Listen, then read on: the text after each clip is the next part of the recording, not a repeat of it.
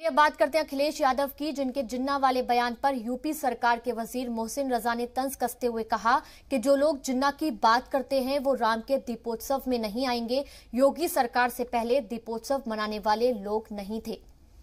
तो मोहसिन रजा ने ये बड़ा बयान दिया है अखिलेश यादव के उस बयान को लेकर, जिसमें उन्होंने जिन्ना को भी महात्मा गांधी की तरह ही अहम बताया था। उन्होंने कहा था कि मुल्क को आजाद कराने में जितना योगदान जिन्ना महात्मा गांधी का था उतना ही योगदान जिन्ना का भी रहा था। और इसके अलावा उन्होंने सरदार वल्लभ भाई पटेल से भी उनको मिलाया था। और उसी बयान के बाद लगातार उन पे हमले किए जा रहे थे, उनके इस बयान को लेकर विरोध किया जा रहा था। और अब जो यूपी सरकार के वजीर हैं मोहसिन रजा, उन्होंने भी तंज कसा है। उन्होंने कहा है कि जो लोग जिन्ना की बात करते हैं वो राम के दीपोत्सव में नहीं आएंगे।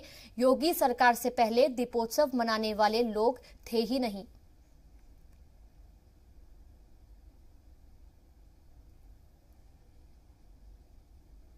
अयोध्या में भव्य दीपोत्सव का आयोजन किया गया है और चूंकि अगले साल उत्तर प्रदेश में विधानसभा चुनाव है, ऐसे में इस दीपोत्सव के जरिए बड़ा संदेश देने की कोशिश भी योगी सरकार कर रही है। हमारे साथ मोहसिन जी हैं। मोहसिन जी, कहा जाए कि अंतिम दीपोत्सव है इस सरकार का, कितनी तैयारियां हैं? नहीं, बिल्कुल भी दीपोत्सव कभी अंतिम नहीं हो सकता।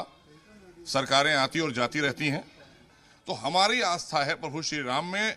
और आज 12 लाख दिए जल रहे हैं। हमने 2017 में 50,000 मात्र दिए जलाए थे।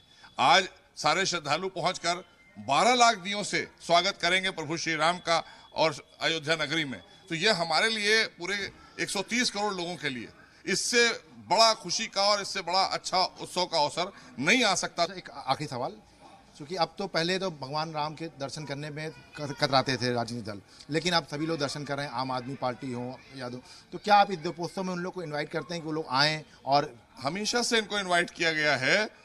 इनकी आस्था नहीं है, संकोच करते हैं आने में, क्योंकि वो दूसरे लोग नाराज हो जाएंगे। क्योंकि जिन्ना की तारीफ करने वाले वो वहां कैसे आ जाएंगे?